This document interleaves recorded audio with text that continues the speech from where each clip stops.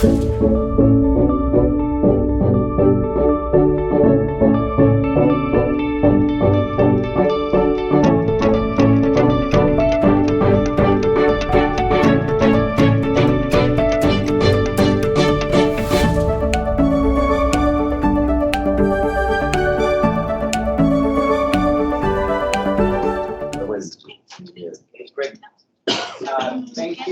you everyone for being here for this wonderful event.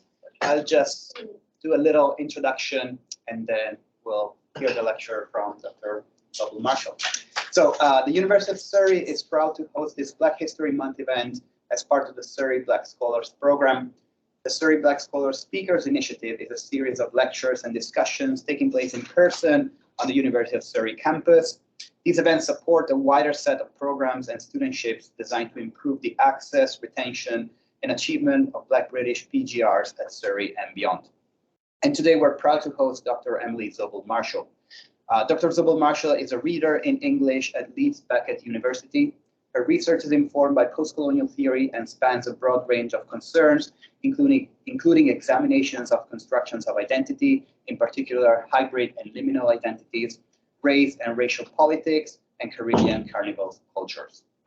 I am Dr. Gabriele Lazzari, and I'm a lecturer here at the University of Surrey in contemporary literature.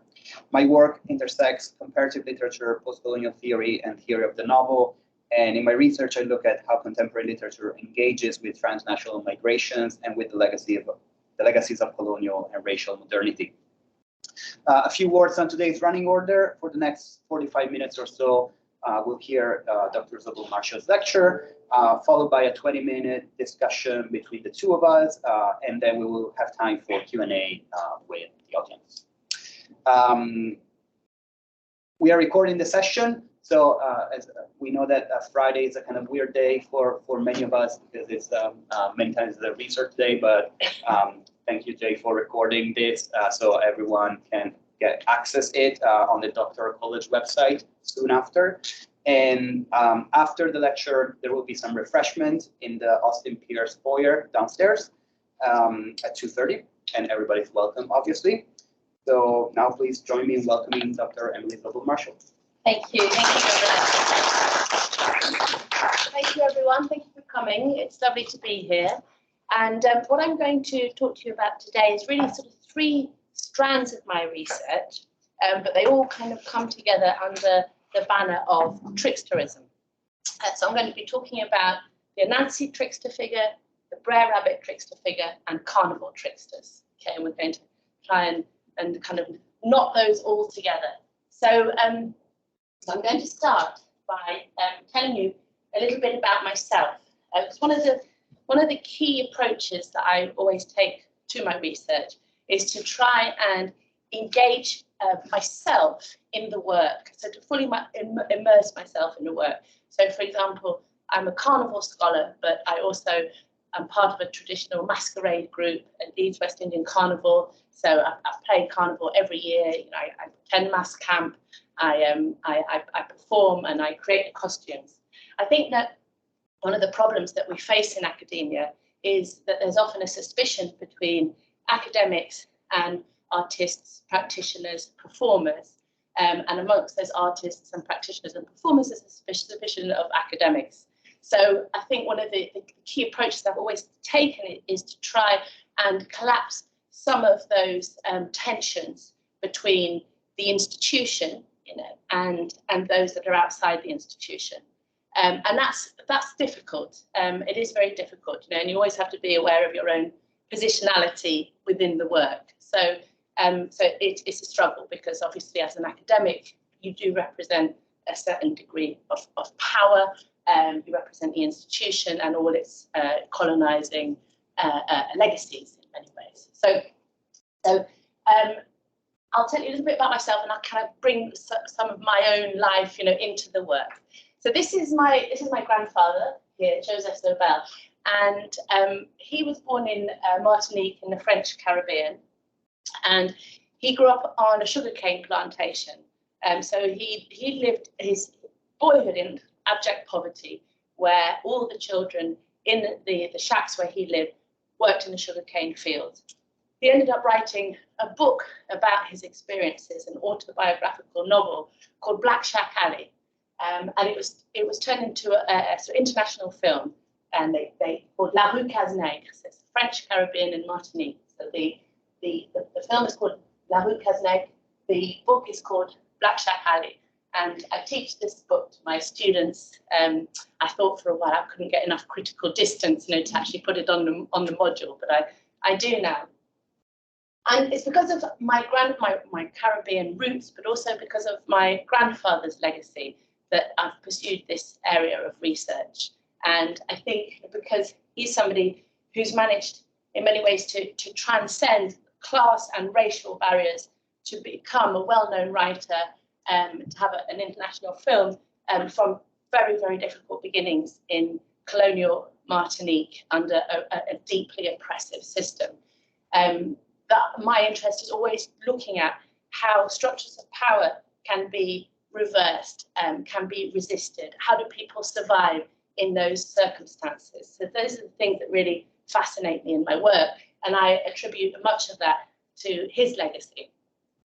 So, but it's a great book, and it's just been made into, it's just been published as a Penguin Classic. So you can get it as a Penguin Classic. He would be so proud, because he was a very proud man, and he loved attention. So I wish he was here to know that it was turned into a Penguin Classic. So that's my sort of, my roots and also my sort of ancestral heritage, if you like, that has encouraged me in this work. Ever since I was a child, my mother told me folk tales, Caribbean folk tales, and the ones that I loved the most were those about Anansi the spider. So Anansi is a trickster figure. Many of you will be familiar with the Anansi spider figure. Anansi is able to turn the tables on powerful oppressors, using often the only means available to him, which are his brains and his silver tongue. He's a small spider, easily crushed, easily dismissed. So he takes on big opponents like tiger, like lion. So in the folk tales, we're going to find how Anansi, using his cunning, using his wit, using language, is able to outwit these powerful oppressors. And they're stories that really appeal to children, because children often, they're always being told what to do, aren't they, by grown-ups. And so those trickster stories are fascinating for children. So I always loved those stories. But it was later that when I started to study the stories at university, that I started to realise that they had a much more sort of political element to them. The Anansi stories we use, well, let me start at the beginning. They originate from West Africa, from Ghana, and they were brought over to the Caribbean with enslaved people. In Ghana, Anansi is a sort of deity figure. When the enslaved people brought them over to the Caribbean, the stories changed, and they actually started to reflect the plantation environment. So what you get in the Jamaican Anansi stories are stories about how Anansi outwits master, how Anansi steals master's wife, how he goes to a master's provision ground and steals all his fruit and vegetables. So how Anansi escapes the whip, how Anansi burns the cane fields. So what you have embedded in those Caribbean stories are all these methods of resistance and survival, using your intelligence. So for my PhD thesis, what I tried to set out to do is to prove that these stories that were told orally, at the end of the day, around the fire by enslaved people, actually were a form of psychological resistance to enslavement. They were a way for people to borrow the system from within, to weaken it. And so I wanted to see how these stories actually influenced what I call Anansi tactics, the ways of surviving the plantations. So it's small things often, like lying, like rubbing salt into wounds, like working slowly, like burning things, like stealing. So those sorts of techniques, how did those help to inform a kind of psychological resistance that may then also lead into outright rebellion and revolt in the plantation? So that's where I prove it in my book, Anansi's Journey, a story of Jamaican cultural resistance. And I was able to find by looking at the earliest versions of the stories, but also by spending 3 months in Jamaica conducting field work and recording stories and talking to storytellers and taxi drivers and the maroon communities who live up in the mountains, talking to them about the stories and the role the stories have played in their lives throughout the generations. And it's clear that these trickster tales are a form of psychological training, if you like, to outwit and to resist those oppressive forces. So this is a book. This is a picture of Mr. Bernard. He was a maroon bang blower. A bang is a cow horn, and the Maroons, as many of you will know, were descendants of escaped slaves in Jamaica who went up into the mountains and formed autonomous communities. And as early as the 1700s, the British had enough of them, and they couldn't bring them back into the plantations. So they actually gave them their independence. So the Maroons were a group of black formerly enslaved people who lived autonomously in Jamaica. So they have in their society the stories which are closest to their African counterparts, because they haven't had any outside influences from Europeans. You know, they've lived in these very isolated communities. So I was lucky enough to go and visit the Maroons and to meet Mr. Bernard, who had some wonderful stories. And those stories actually had Tree in them, which is the Ghanaian language. And they were very like their Ghanaian counterparts. So you could see that kind of that cultural retention there amongst this group of isolated people of those early African Anansi stories. But they also saw Anansi as a national hero for them, you know. And it's the same whenever you talk to people in Jamaica. It's like Anansi, you know, and everyone will have an Anansi story. Say, have you heard of Anansi? Like, yes, let me tell you an Anansi story. And it's great because adults find them hilarious. You know, it's not just kids stuff. But you gotta hear the one about when the lizard fell in the water, and then there's this massive laughter. And so it's a tradition that's really alive, and it's really central to Jamaican culture now, today. So Mr. Bernard had the brilliant Anansi stories. He was also a bit of a magic man. He said that at night he took off his skin and he would fly around. And he also said that he had met me previously, and then went on to tell me exactly where he had seen me. He said, I see you, but you don't see me. Told me exactly where he had seen me and what I was doing, which really made my skin come out in goosebumps, because he described some situations that I was in, and I have no idea how he knew I was in them. So all the way back to Kingston after meeting Mr. Bernard, he said, I'll be watching you. I could feel him on my shoulder. I was like, Mr. Bernard is here. And in many ways, he was an Anansi figure himself, you know. Anansi is a shapeshifter. He can change form depending on his situation. He's also very amoral. So that in the stories, Anansi will do anything to get his own way. The stories can't really be understood in a Christian framework. You know, what is good and what is bad. They're not nursery stories, they're not Aesop's fables. So they've sometimes been dismissed as stories which don't teach children the right moral message. But actually, in many ways, what people are missing is that they're embedded in a tradition of thinking which is based on an oral storytelling tradition where you're not told what to think. You know, this is the way that Anansi behaves. You should negotiate. Do you want to behave like Anansi? Do you want to be the dupe? You know, did the dupe actually have the high ground in this situation? So it's allowing the listener the power, if you like, to make their decision and to navigate the story. And a lot of African storytelling traditions, you'll find that there isn't a point-driven home at the end, and there's a lot of ambiguity. It's not, you know, the good or the bad. There's a lot of ambiguity. There's a lot of liminality. These are illustrations from some of the earliest Anansi stories here. These were illustrated by Tree children in the 1800s. So there's Anansi putting the beans in his hat, Anansi putting hold of his hat. So they're from the Akan Shanti folk tales. And this is an early photograph of Ghanaian children ready for a story, so ready for an Anansi story from one of the early collections I was able to find. So Anansi is responsible for bringing all sorts of things down from the realm of the gods. He's not a deity himself, but he's an intermediary figure. So the reason that things like stories come down to earth is because of Anansi, and the reason that wisdom comes to the tribe is because of Anansi. So this is an early Ashanti Anansi story. So they say that Kwaku means Wednesday born, so Anansi was Wednesday born. They say that Kwaku the spider was there, and he swept up all the knowledge, gathered it together in one spot, and placed it in a gourd pot.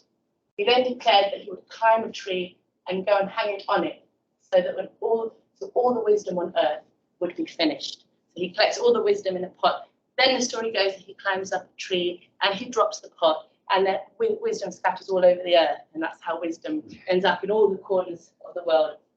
But there's some really explicit Anansi stories, which are definitely not for the nursery. There's ones where Anansi has a 12-foot penis, and he's able to break off pieces of his penis and impregnate 12 women all at the same time, and being sort of very having a big libido and being very highly sexed is again another attribute of Anansi.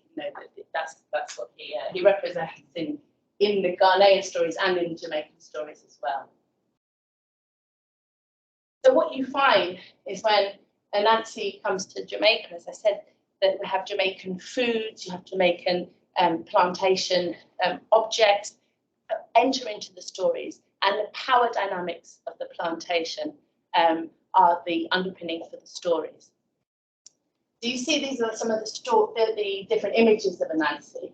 And one of the things that happens to Anansi in the Caribbean, and I say Jamaica because that was where my research mainly focused, we find Anansi in all the different Caribbean islands, different manifestations of Anansi. So the Ghanaian Anansi is depicted very much more as a spider figure. But what you find in the Caribbean is that he becomes more of a spider and man kind of fusion. And the reason for that is because he starts to become a wish fulfillment for enslaved people who want to use those techniques, who want to be Anansi, and use those Anansi tactics to actually gain some kind of power within the plantation system. So the representations of Anansi change. So these are from early Jamaican drawings of Anansi. So you see here, he's part man, part spider, and then sometimes he can kind of change to being fully spider or being fully a man, depending on the scenario. And if you think about it, the spider is the perfect symbol for a creature that watches you, but you can't see it. The spider is in the corner of the house. It can see everything that you can see, but you can't see it. And it also makes a web from its own body, its own substance, which is delicate and transparent, but also deadly. So the spider is kind of perfect in a way as a resistance symbol. And so I'm going to share a little TED Ed animation that I worked on with TED Ed recently. And it's mainly pitched at children, but actually it had hundreds of thousands of views. It was really successful, and I was really pleased. I worked with TED Ed for a year or so. I wrote the story, and then they found an animator. And we got into a bit of a tussle, actually, because the first illustrations that they showed me, I thought that they looked too Disney-esque, and I really wanted to go for that sort of authenticity if I could. And I thought it was too cutesy. And then the voice actors that they chose were Americans, and I had a bit of an issue with that. I really wanted to have either a West African or a Caribbean voice. They didn't have any Caribbean or West African voice actors. But this voice actor, I think, does a good job. So this is the myth of the spider, rewritten by me with for TED Ed.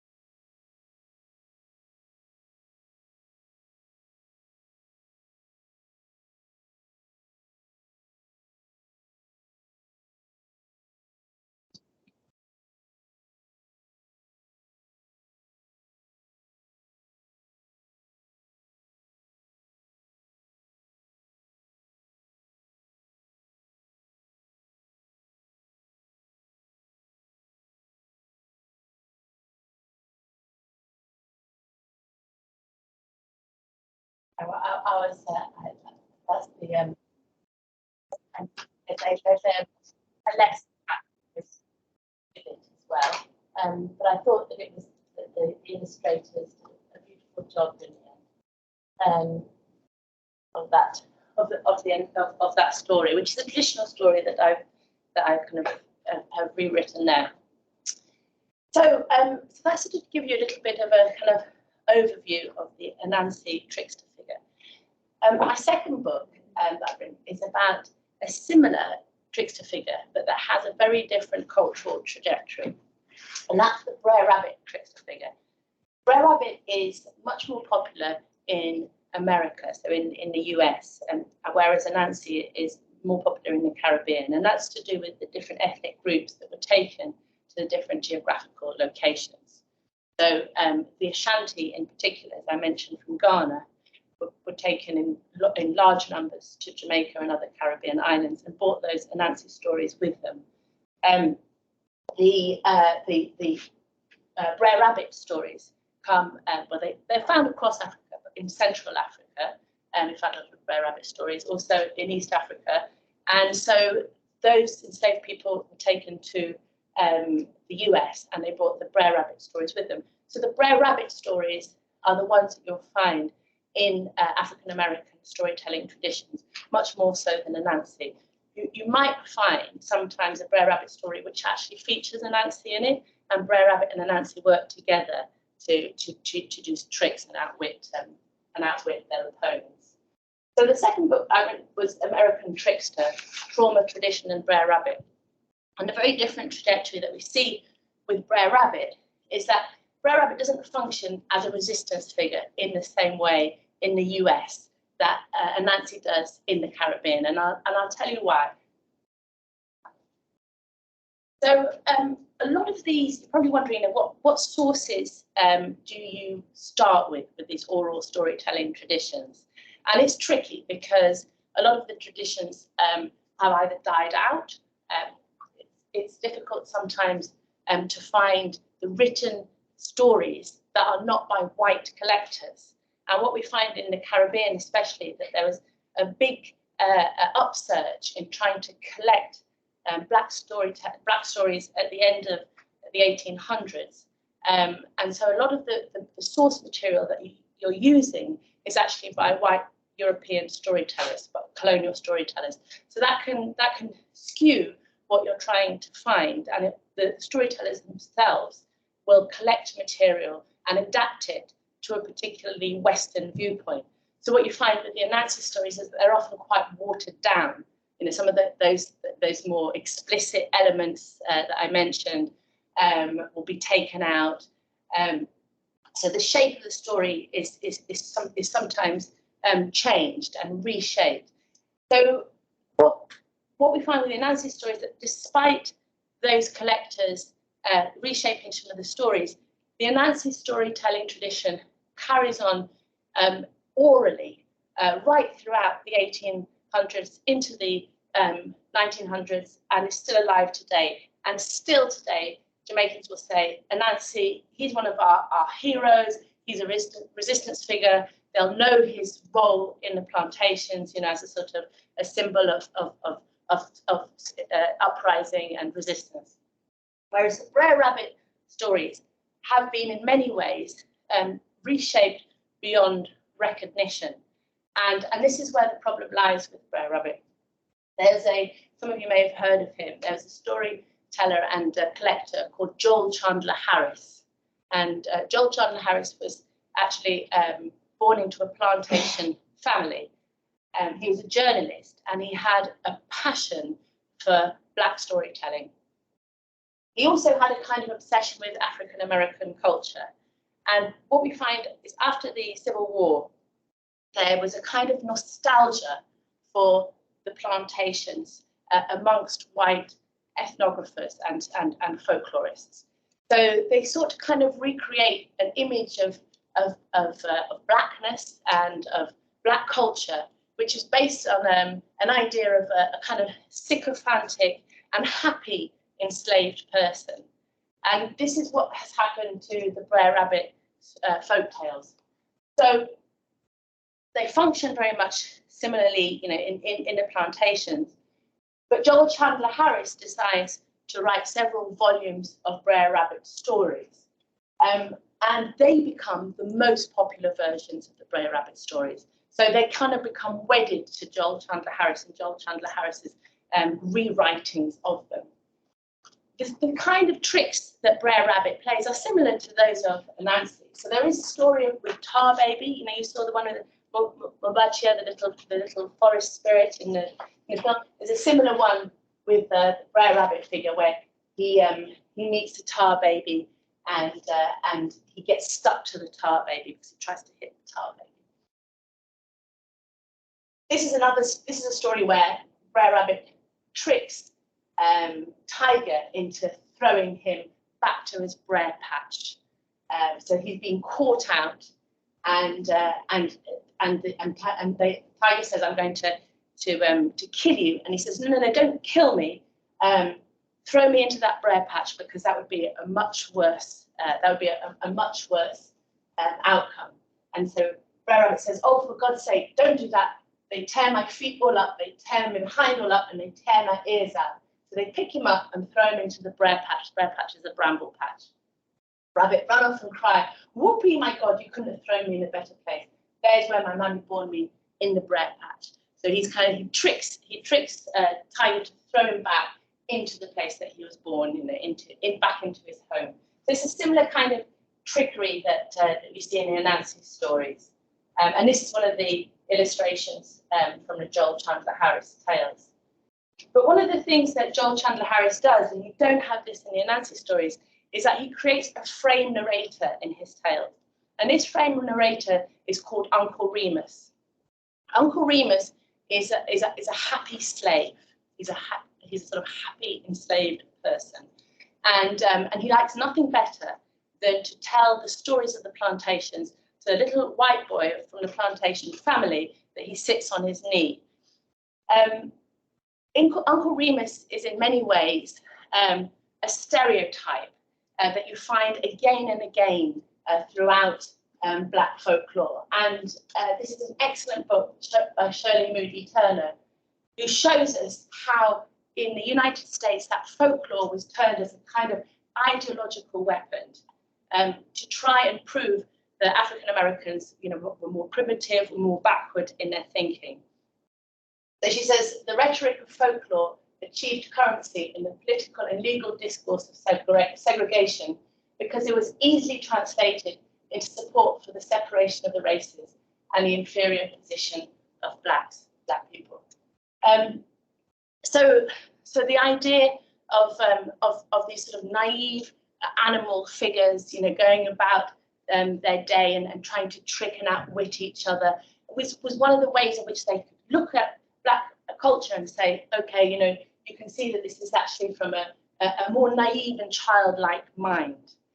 And having the Uncle Remus figure in the Joel Chandler Harris stories was a perfect way to try and frame that symbol in the minds of white readers.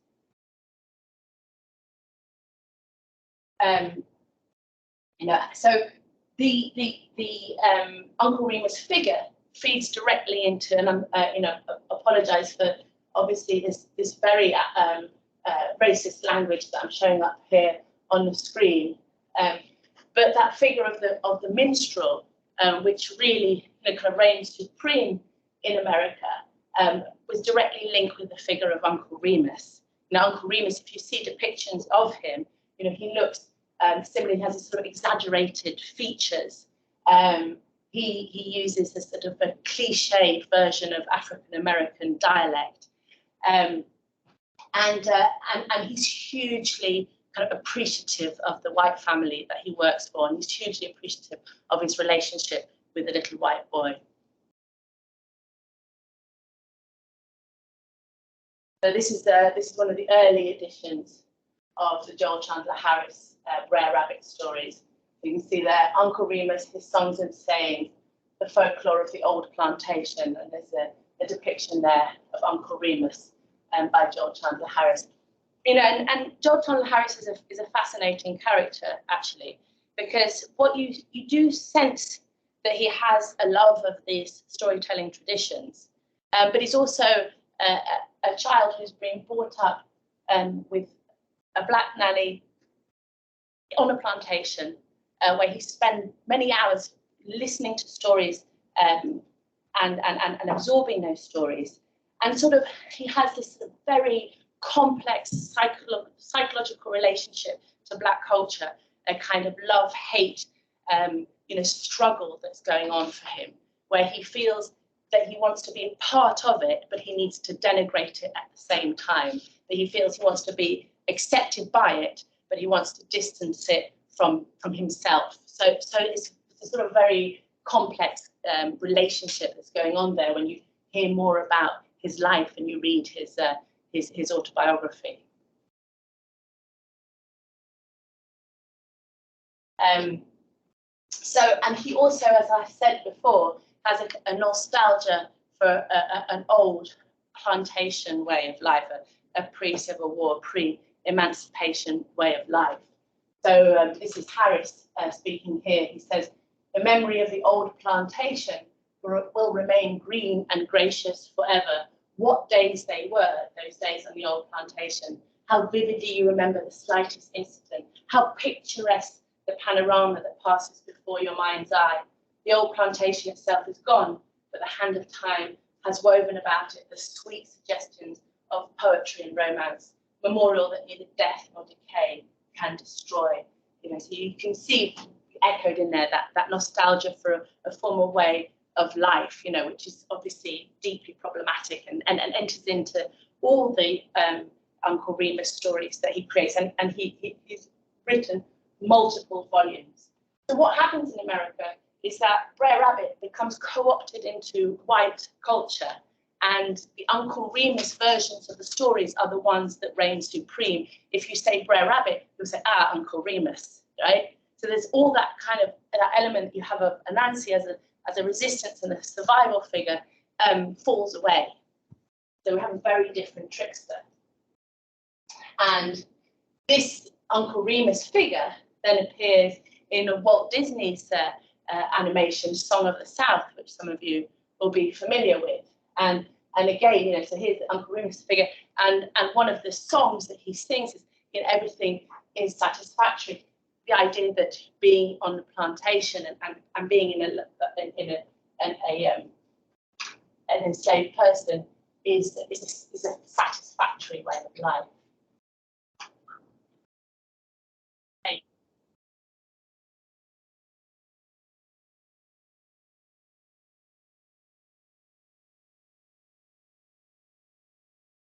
Sorry about hey, Dr. Mine.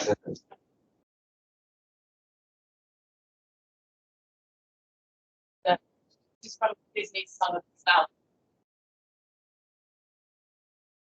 Uncle Remus, storyteller.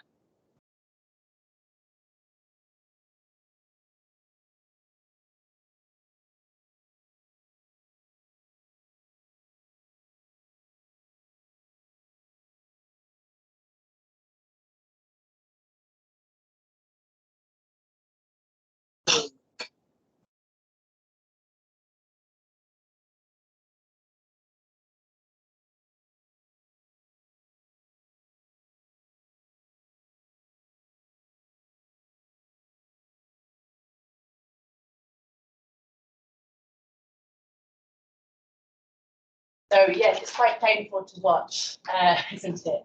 It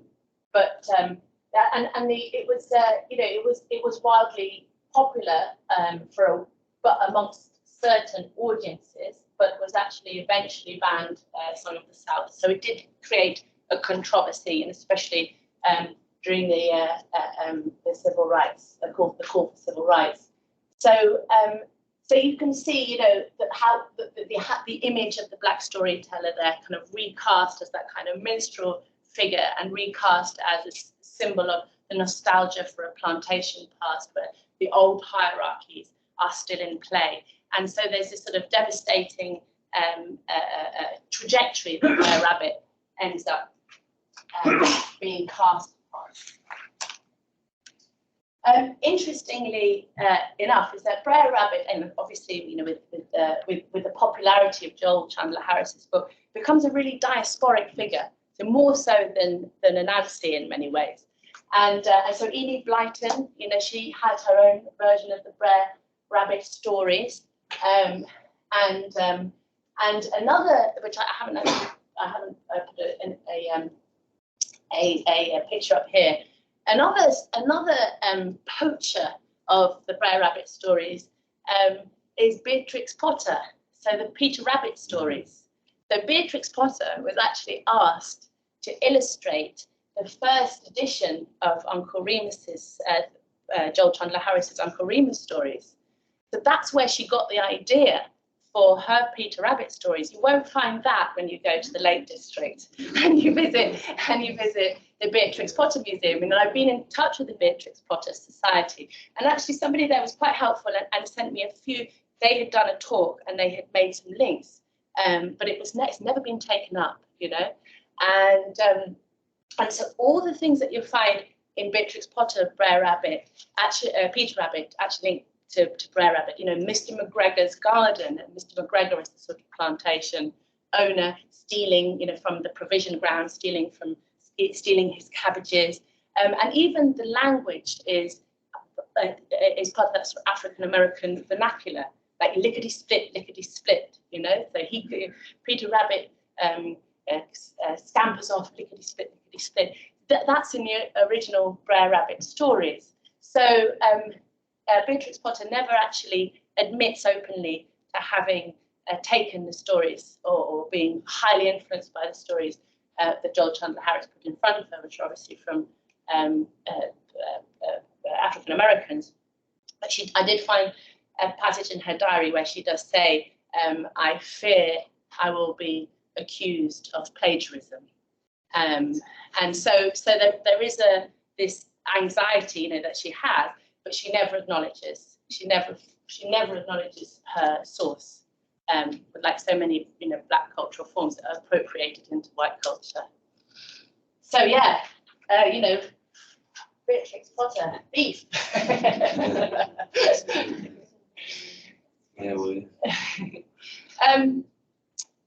Now, there's this, you know, as I've been saying, there's this very different cultural trajectory in terms of the Brer Rabbit stories in America compared to Nancy in the Caribbean. But what I try and show in my book is that when we enter into the period of the Harlem Renaissance and in the fight for civil rights amongst African Americans in the US, that there is a reclaiming of the traditional Brer Rabbit figure in all its kind of resistance, with all its forces of resistance. And this is often done through literature. So, for example, Ralph Ellison's Invisible Man is absolutely replete with different trickster figures.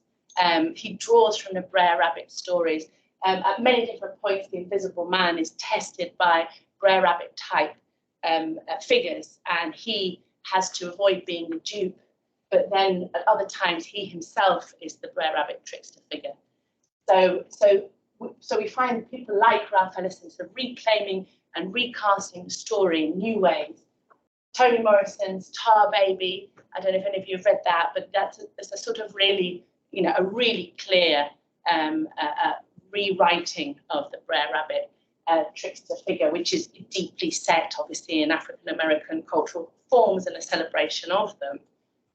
Nella Larson's Passing, it's more a more subtle engagement with the trickster figure, and the trickster figure as the liminality of passing from one race into another. And so I have written an essay on Nella Larson's Passing, which looks at the two protagonists as trickster figures themselves, who are, you know, the trickster figure is not a likable figure. The trickster figure is often a quite a hard and complex character. So Nella Larson's Passing plays with the two trickster characters and explore how they cross the colour line, how they are able to be ambiguous and cheat and undermine the structures of power that are in place at the time. Okay, so we've looked at Anansi, we've looked at Brer Rabbit. The last part of my talk, I want to introduce you to carnival tricksters. The main way, so this is me, obviously, Leeds West Indian Carnival. Like I said, I play in a troupe. This is our mass this year. So after 2 years of not being on the road, we're finally on the road. Just like in London, you know, you're finally allowed to be on the road for Carnival. So one of my other areas of expertise is Caribbean Carnival cultures. And I came to that through my interest in the trickster figure. What I was interested in with Carnival characters is how these particular traditional Carnival characters use tricksterism and also speeches as acts of resistance within the Carnival space. There is such a plethora of Carnival characters, and I can't go into obviously them all with you today. And the history of Carnival is very complex as well. So I'm going to highlight a couple of key traditional characters that I describe as trickster characters within that Carnival space, that are Anansi-like, that are Brer Rabbit-like. And one of them is the Midnight Robber. So this is our troupe this year at Leeds West Indian Carnival, was a Midnight Robber traditional masquerade. The Midnight Robber is a sort of agent of death and destruction. So that's why I've got the skeleton outfit, and normally wears like a sombrero and has coffin-shaped shoes, and has a speech associated with the performance.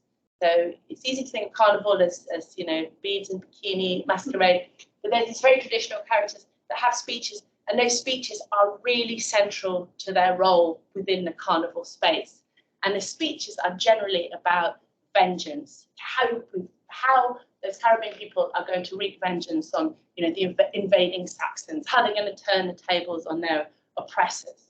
Obviously now, in carnivals today, with all the with electronic music, a lot of those speeches are drowned out. So the tradition isn't there, you know, at the forefront of Carnival, but it still goes on.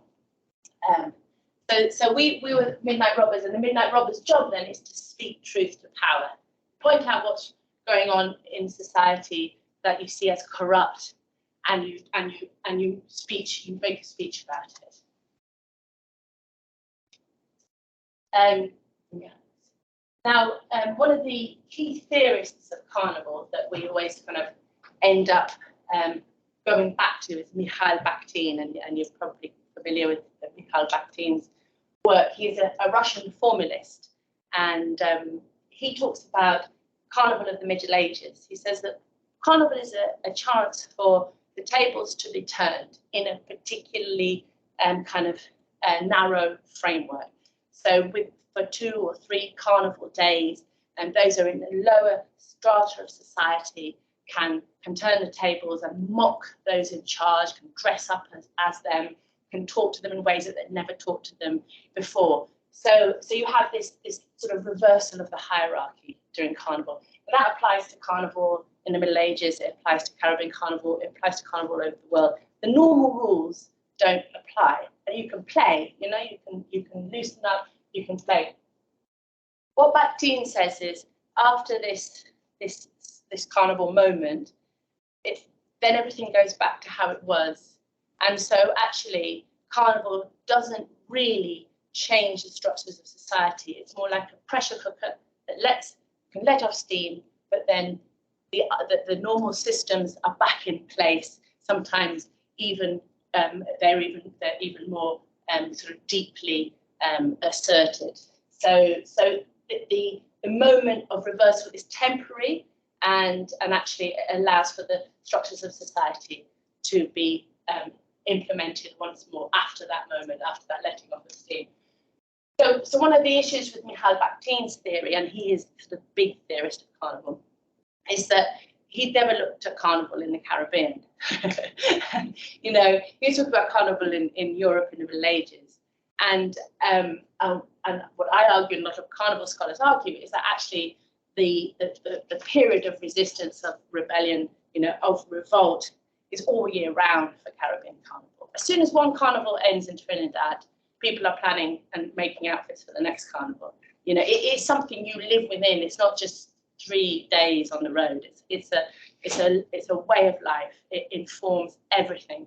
And if you're not embedded in that tradition, it's hard to even imagine how important Carnival is to people who you know, particularly Trinidadians, who are carnivalistas, who call themselves carnivalistas. So Carnival is this, you know, incredible cross-cultural fusion of European Catholic forms of masquerade, like which were brought over with the colonizers, and then fused with West African traditions. So you have this kind of incredible creolizing of cultural forms in Carnival. So you can there's West African dress and music and dance steps. There's European dress, and then there's everything else, which is a sort of Creole, you know, fusion, if you like, that takes place in the Caribbean. This is an image of an early Carnival in London Illustrated News, and Carnival in Frederick Street in Port of Spain in Trinidad, 1888. And you can see there's all sorts of traditional masquerades here. So you've got the blue devils. There's a baby doll character, I think, somewhere. Jab Jab. Each of these traditional characters is actually embedded in the history of enslavement and colonialism, and they're making a point about it. I won't be able to tell you now because we're such limited time, but you know, if you're interested, I would really urge you to look further at the different traditional masquerades, because they're absolutely fascinating. You know, for example, the diable, or jab jab, is often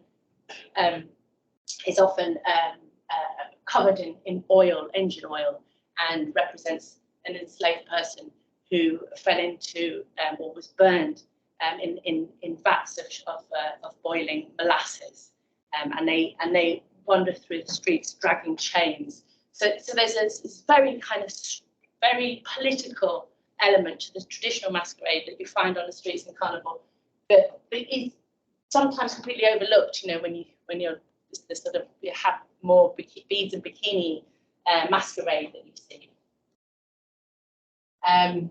This is one of the kind of the more rowdy Carnival traditions, which is Juve. They do this in London, they do this in Leeds, and they do it in Trinidad. So you stay up all night to see the opening of the day, the jour ouvert, the opening of the day, and there's no costumes for this event. It's just, you just stay up, and the idea is you get as dirty as possible. You cover yourself in mud and oil and powder, and people just throw stuff at you, and you become at one with the mass. And the idea is that actually it's a sort of celebration of emancipation, of coming out of enslavement, of greeting the dawn, of greeting a new day together as one, as a mass of people on the street. And it is a deeply transformative experience, and that's not just the rum. You know?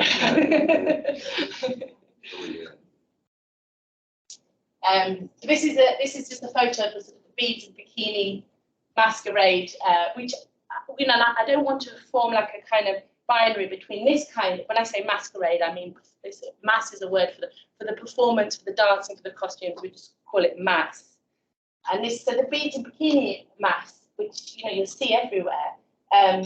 It's not the sort of traditional mass versus beads and bikini mass. They are two.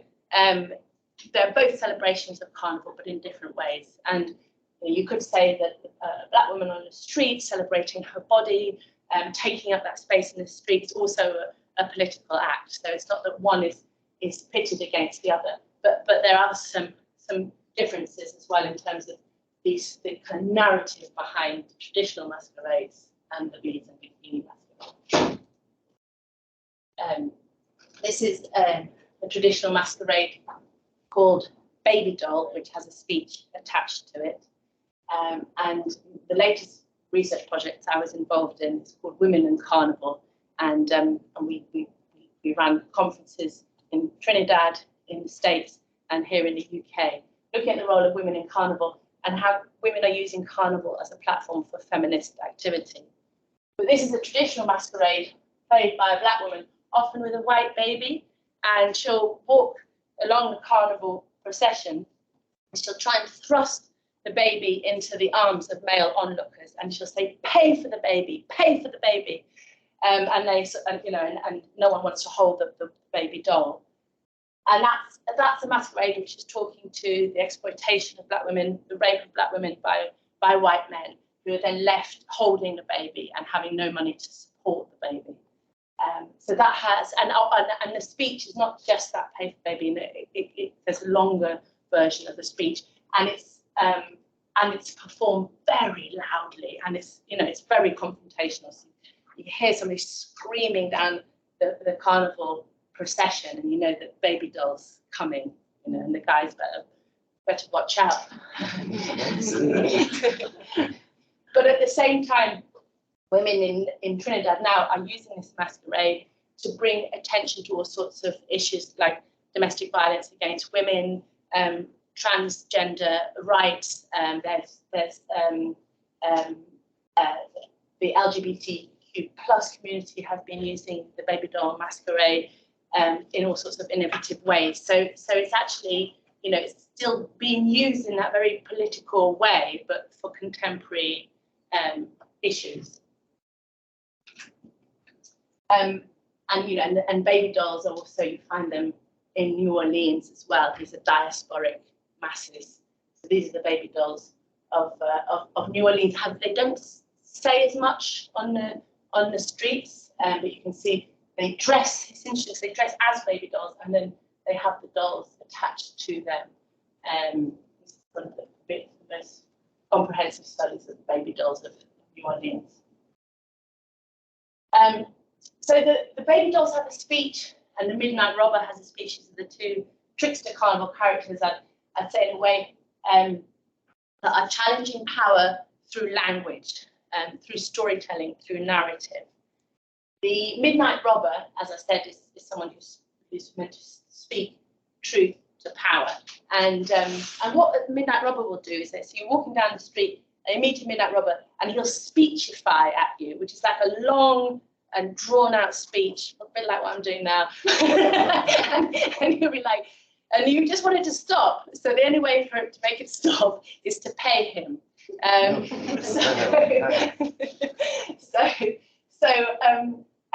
the Midnight Robber who is kind of crowned the best Midnight Robber would be the one with the best speech. And I did some research in Trinidad where I interviewed Midnight Robbers. One of them was 85 years old, and he said he never learned to read and write properly, but he had committed over 200 Midnight Robber speeches to memory. So it's the oral tradition, in action.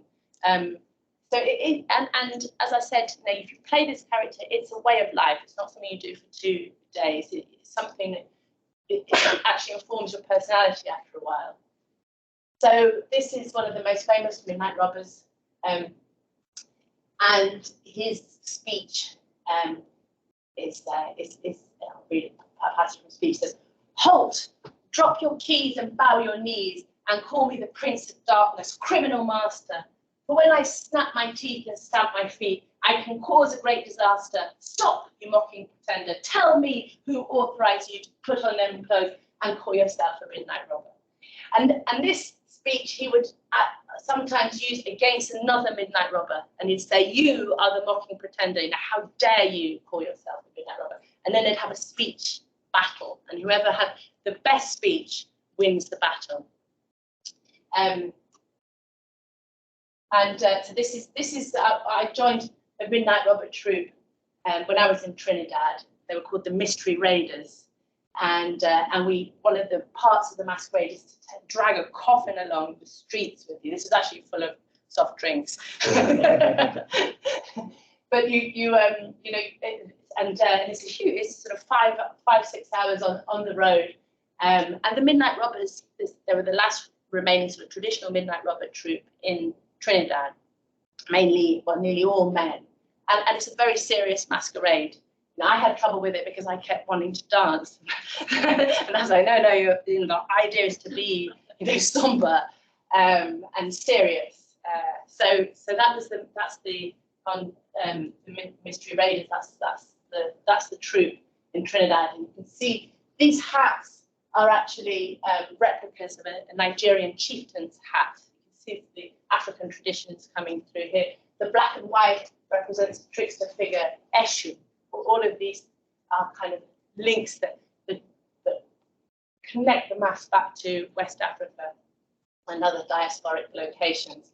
But all the Midnight Robbers had their speeches, and they went up on stage before they take the road and deliver their speeches. And the speeches are, again, it's about justice, it's about tearing down those who have caused them pain. And so one of them, this guy here, he's a sort of eco Midnight Robber, a sort of eco warrior Midnight Robber. So his speeches every year are all about how people are destroying the planet and how we need to look after our world. He's covered himself with a special kind of mud that he finds on the riverbank in Trinidad, and to sort of connect him to the natural world.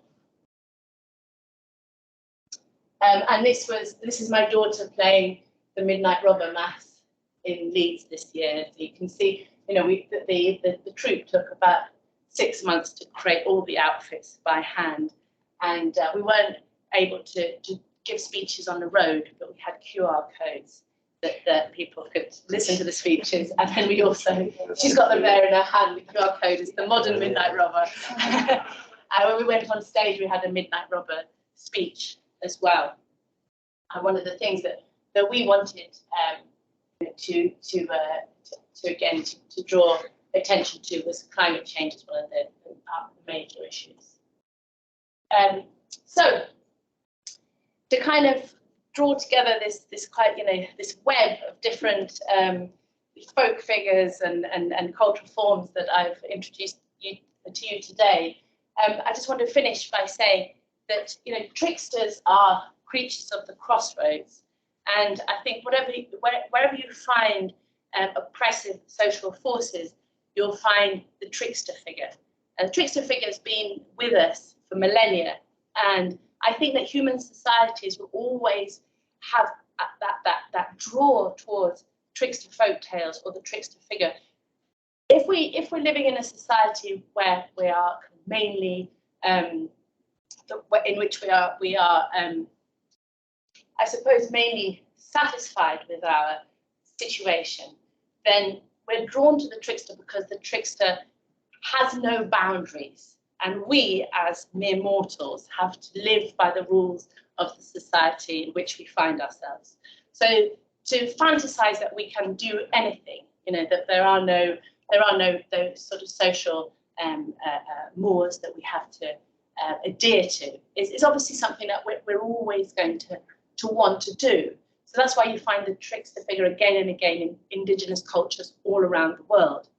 But in a society where there are strong oppressive forces, the trickster figure becomes a central figure and becomes that figure of resistance, of survival, and not just one which helps people psychologically, but also can train people to think in a way that will help them to break down some of those boundaries and some of those barriers. Thank you.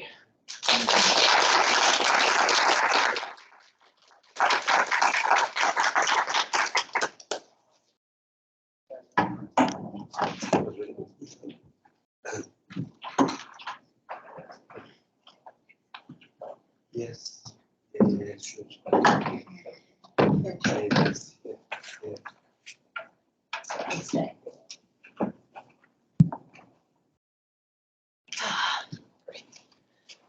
Well, thank you so much.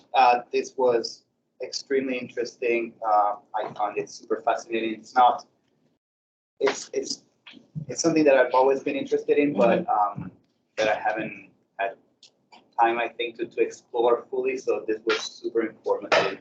And I don't know, for me, it was particularly interesting because I come from, I'm Italian, so and there's a big tradition of carnivals there as well. Yes. And when you were speaking of those tricksters figures, there's one in particular coming from the Gabriele Lazzari, which is Pulcinella, and he's from Naples. It's kind of the traditional southern, like not even southern type, but from Naples. And the kind of features he has are very similar to Anansi in the sense that he's cunning, he's witty, and he has no morals, right? Which is something that I think it's important to highlight, kind of go beyond ideas of morality, of like what's right and what's wrong. It's not about that, right?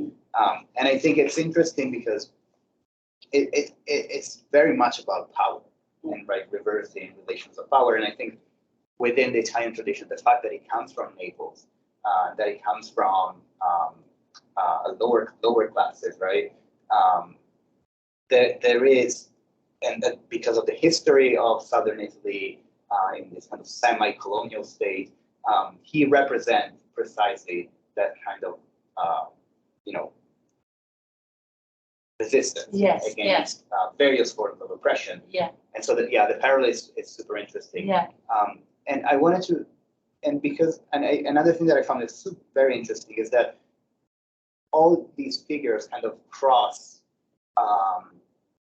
academic research, in your case, literature, you mentioned a few novels, children's stories, popular culture. So, and I found this very fascinating. So I wonder, I guess I wanted to ask you to speak a little bit more about something that you mentioned at the beginning. So your work as an academic, but also as someone who showed that participates actively in carnivals. And so I was wondering, what are the kind of challenges or the potentialities of this kind of work? Because I think it's something that today is even more important to do. And your example, I think, is great in that sense. So I was just curious to hear about it. Yeah. Thank you. That's a great question, and it's interesting you say, about functionality. Is the Punch and Judy shows? Do you know Punch and Judy? Oh, they're sort of traditional. Okay. They're seaside entertainment, but I think there's a link between the character. Yeah. And also, as you say about that moral framework and how it needs to exist outside of the moral framework. And interestingly, I'll come back to the question you asked in a moment. But interestingly, in Jamaica, there was a big debate about banning the Anansi stories from being told in schools, because they felt that actually, this was in the 1990s, that Anansi is symbolic of the gangster figure of somebody who's just hell-bent on their own personal gain, and is actually representative of everything that's wrong with Jamaican society, because Jamaica experienced a really high level of crime at the time. So there was a push to ban all Anansi stories from being told in schools, which wasn't successful, and the argument against that was that it is not necessarily, it's not a story that should be understood within that kind of imposed Christian framework. So it's very interesting to hear about what you're saying about the Italian trickster figures. So the challenges then of that kind of work, and we're all within the institution nowadays, we're all kind of pushed towards doing impact work. Work has to have impact outside the institution, and I think that some people are they're worried about doing things which are impactful, because you have to step outside your comfort zone, and bear yourself, don't you, and put yourself in all sorts of difficult situations. Often you can't hide behind your research. You're not anonymous anymore, and so I found it challenging, especially this Women in Carnival project that I've just done.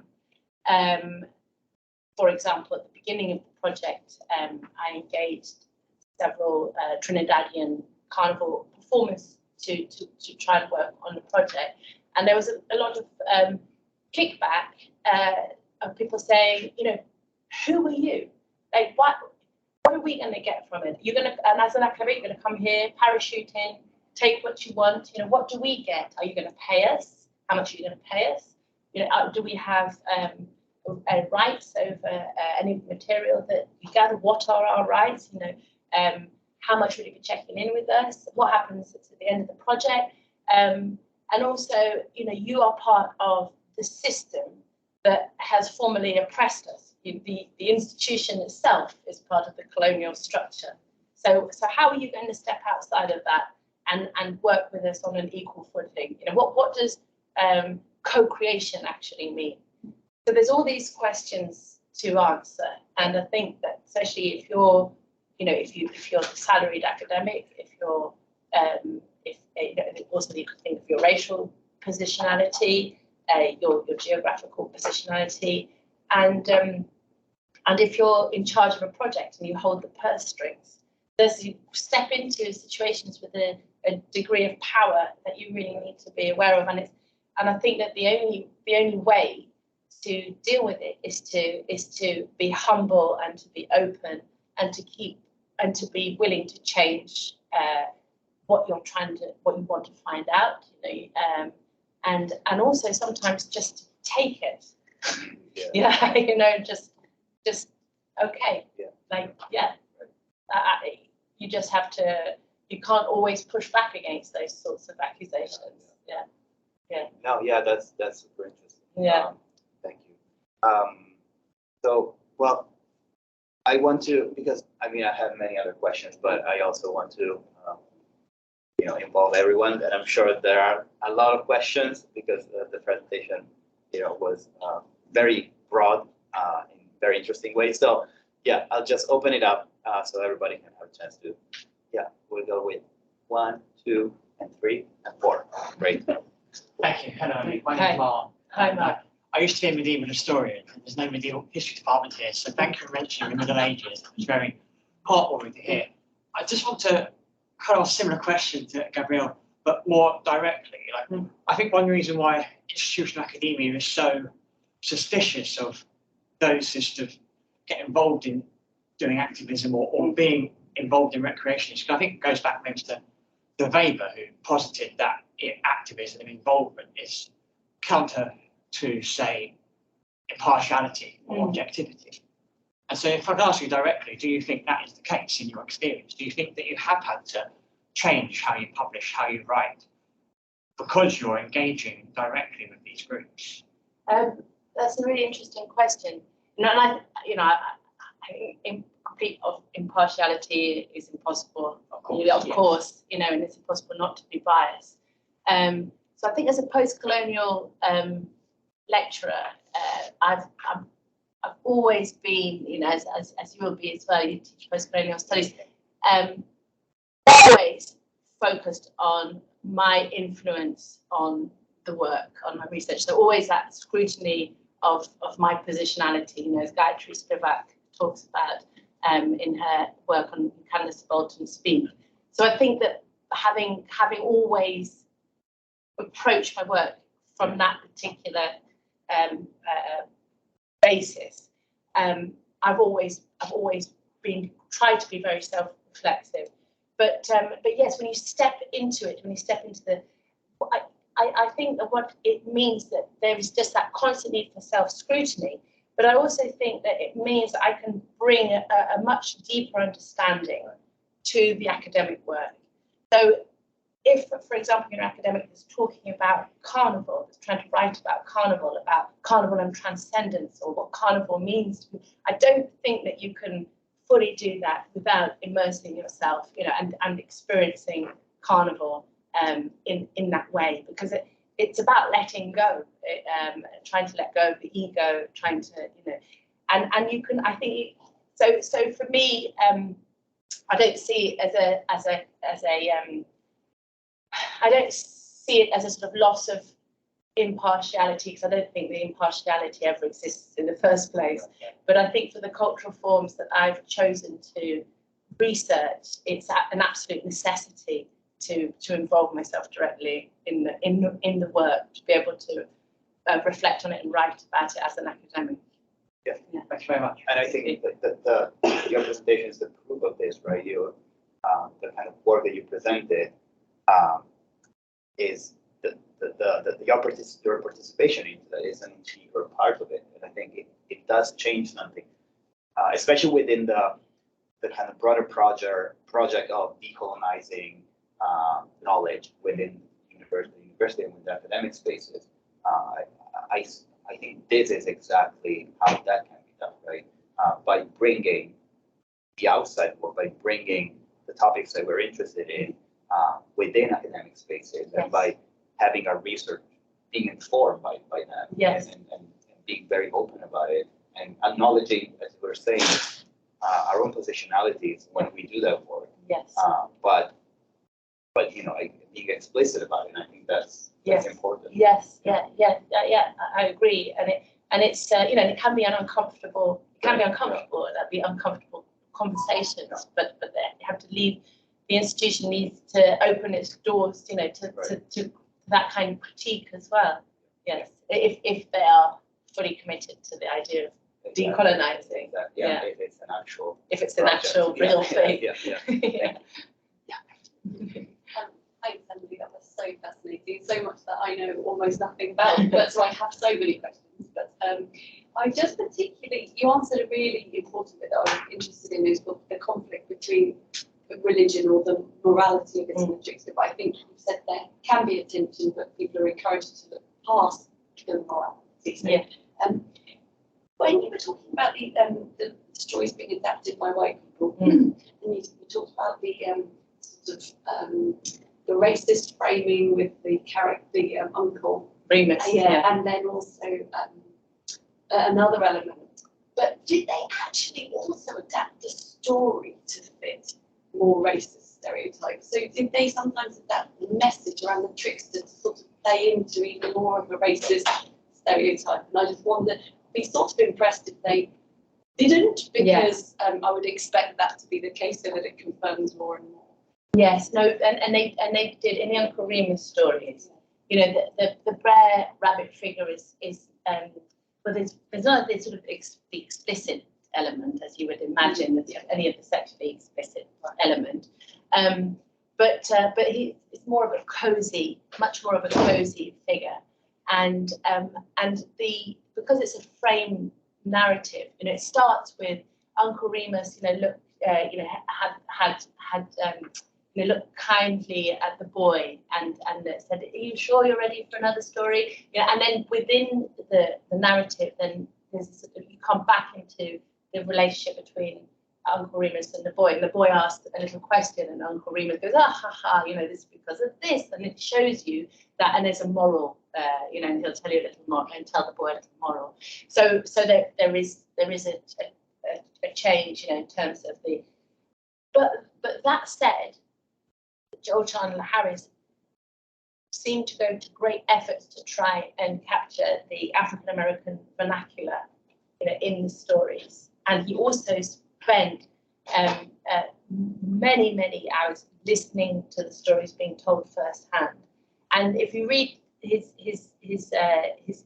autobiography and subsequent biographies, he seems dedicated to trying to capture this tradition in writing, but in his way. So that, like I said, there's this, and it's like you find that a lot of those white American folklorists at that time, in the late 1800s, who are partly driven by that plantation nostalgia, but also kind of appreciative of Black culture, because they've often grown up in it, with Black nannies and Black maids, and in their former plantation environment, and have this kind of really complex, love-hate relationship with it.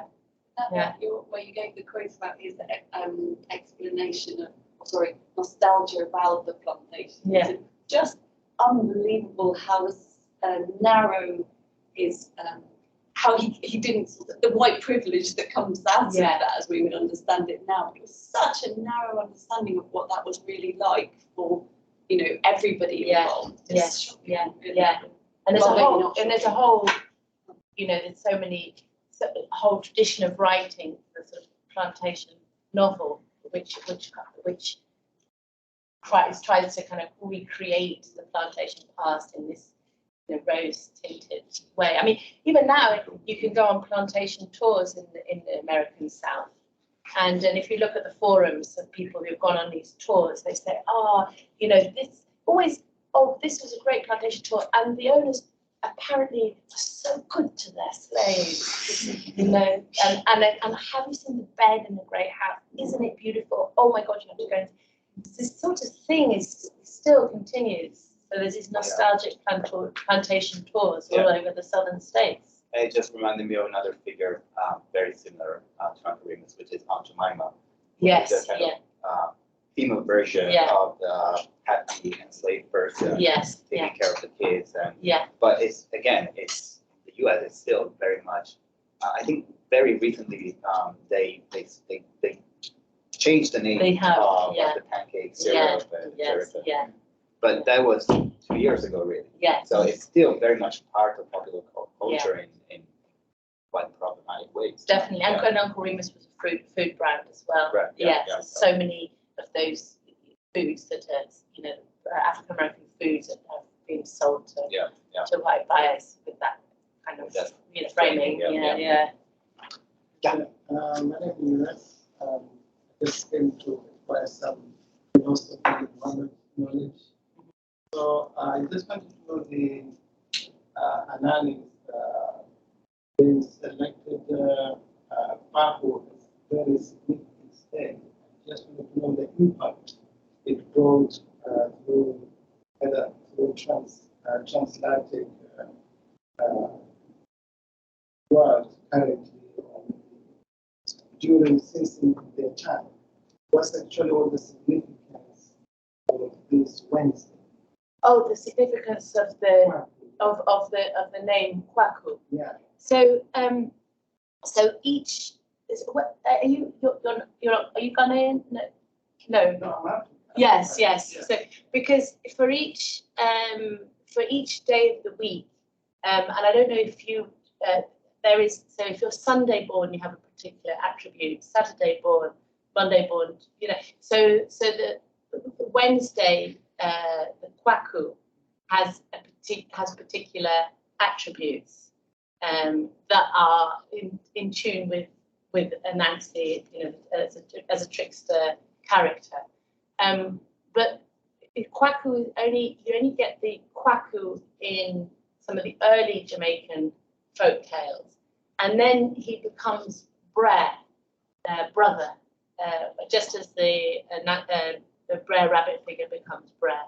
So so I don't, you know, so I don't know the sort of ongoing diasporic significance of the use of Kwaku. Yeah, because you mentioned about knowledge. Yes. Yes. Yes. So, Yes. so I was very attracted to it. Yeah. Really understand details and significance. Something for the issue. Yes.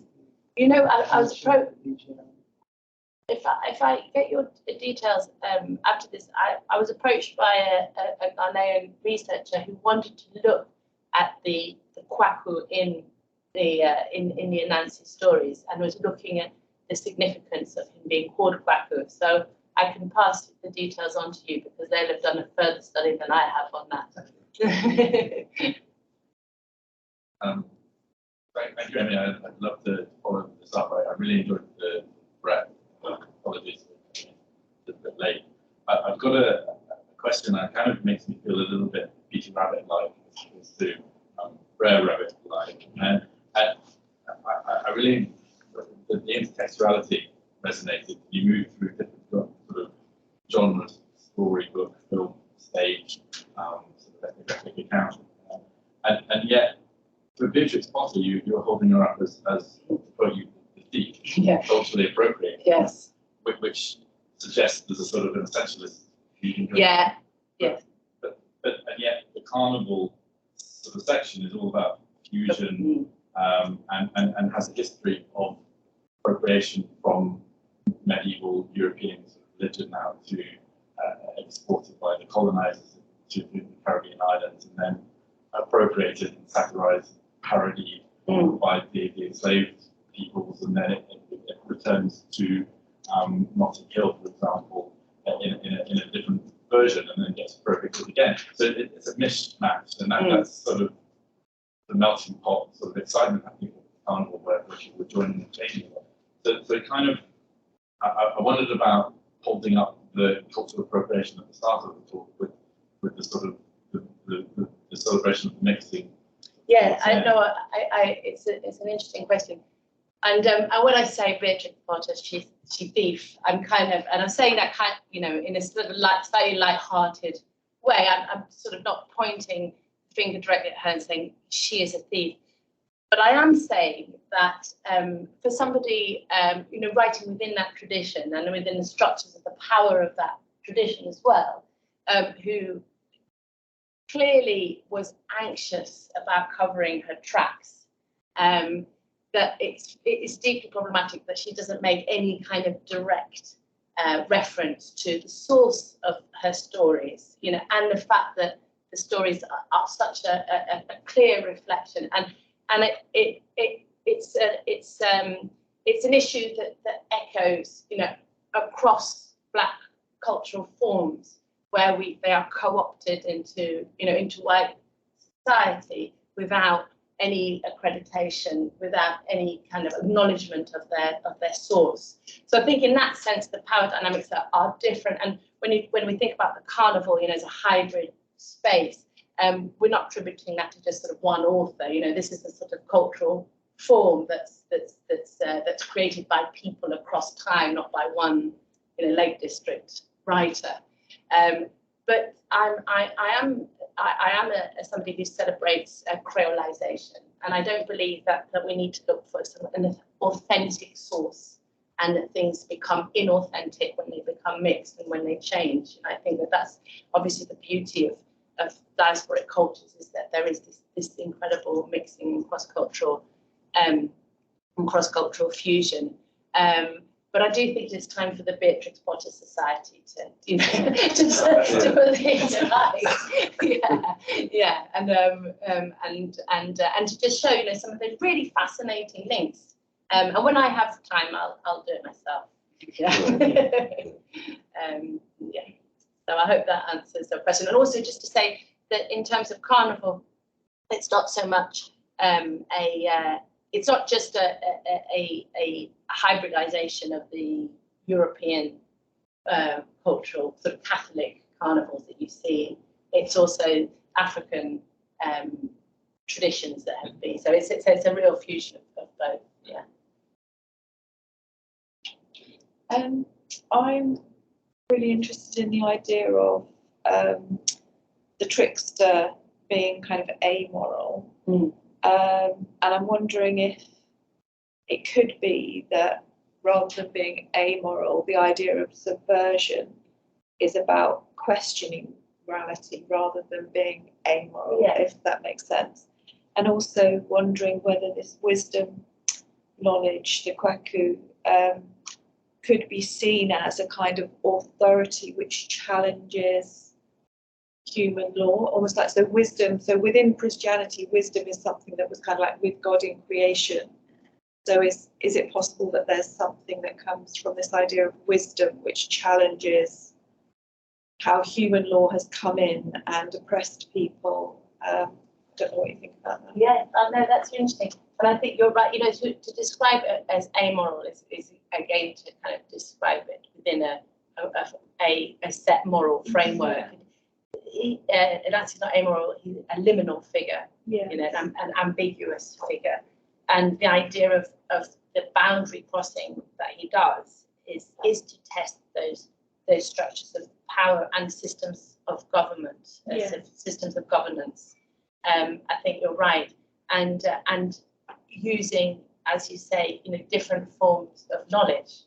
And interestingly, in Ashanti culture, which is a very tightly structured society with a you know, we would say kind of relatively compliant members, obviously compared to the plantation context.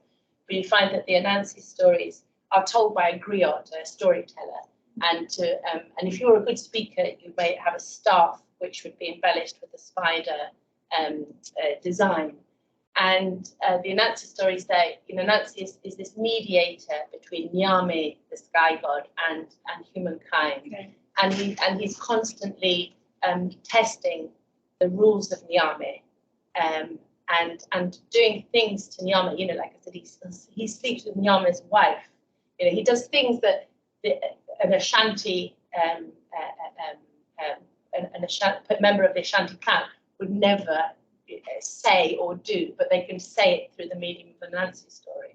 So I think that he definitely plays that role of testing the boundaries, but within the framework of the story. And once the story is told, you know, then things can go back to being as they were. But it's a way for people within that group to be able to challenge what they're being told with the rules of their society within the medium of the story.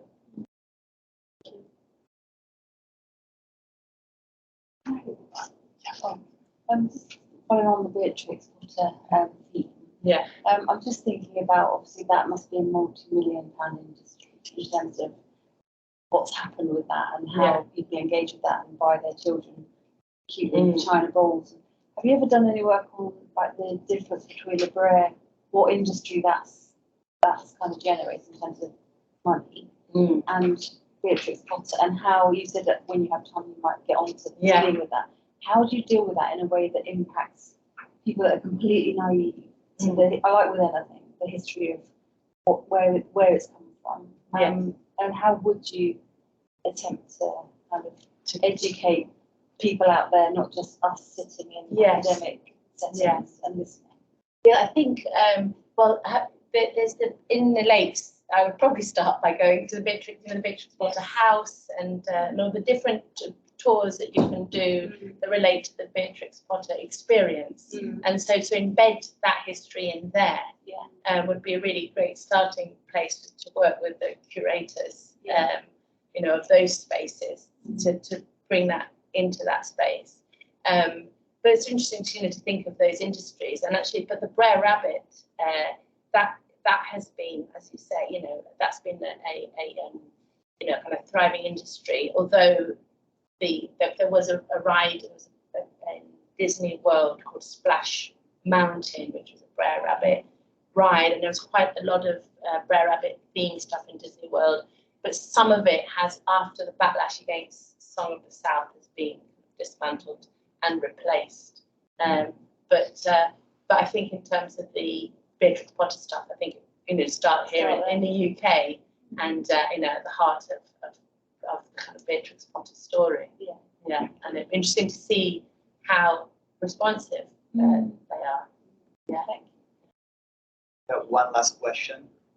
I was just vaguely, well, women don't seem to feature very highly in these stories. So I wondered if the women in the Caribbean noted that and sort of challenged it, or whether it was just too important a part of the culture that it wasn't important to them, the gender underrepresentation. Yeah.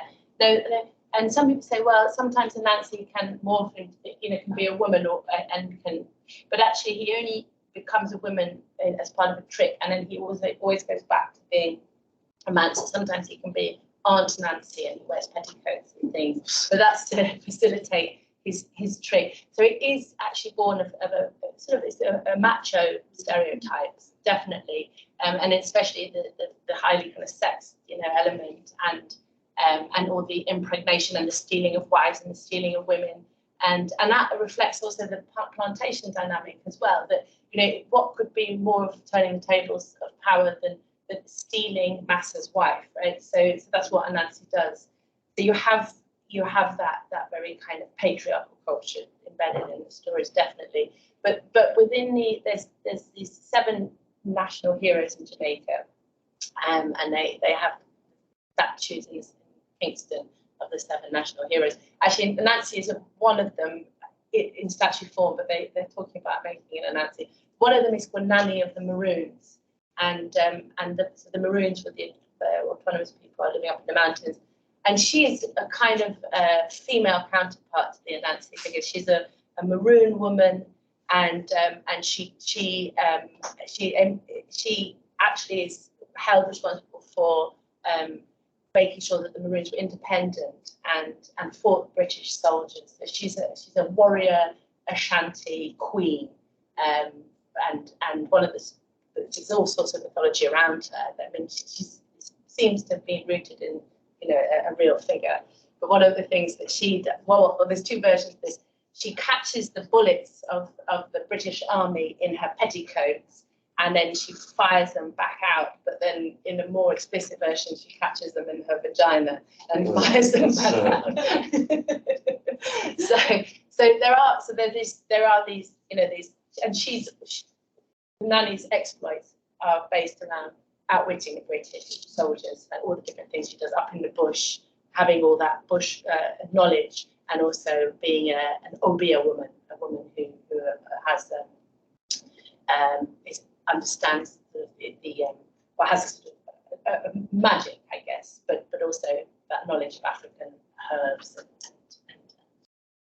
and culture that she can use her.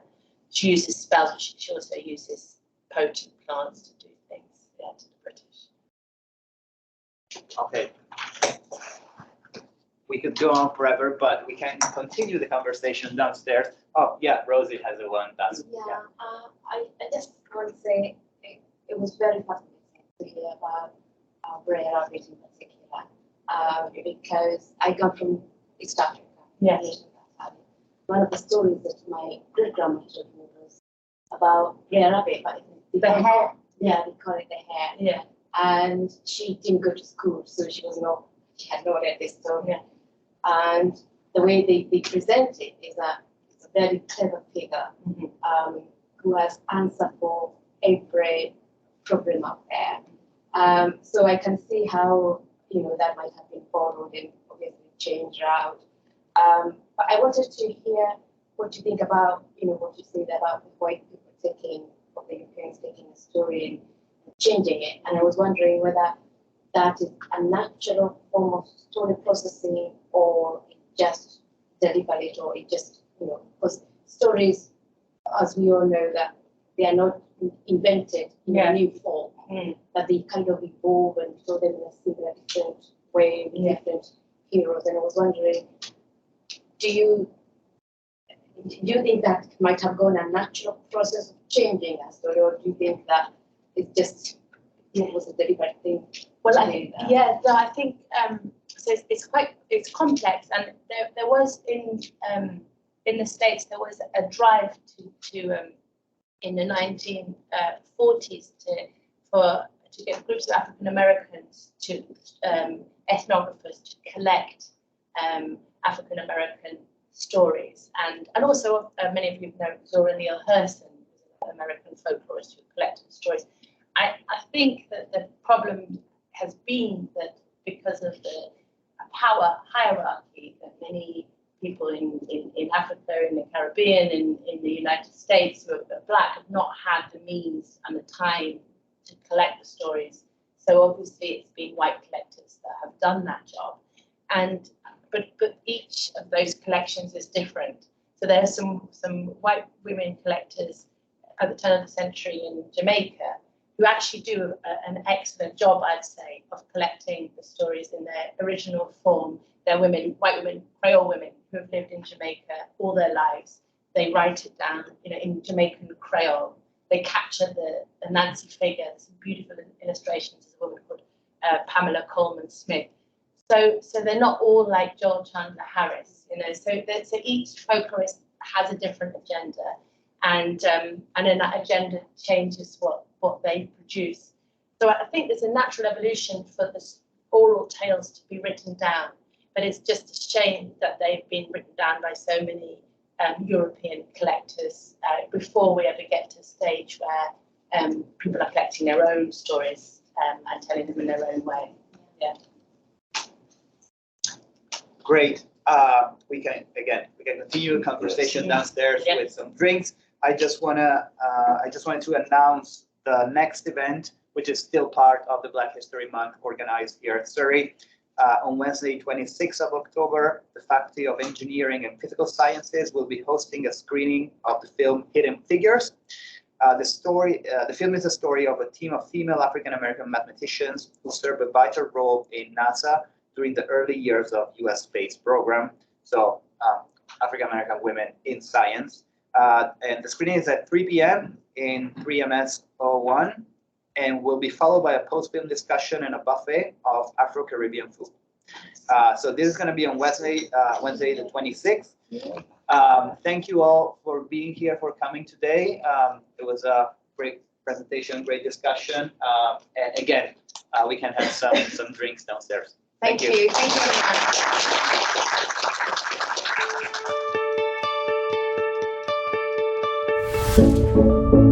much.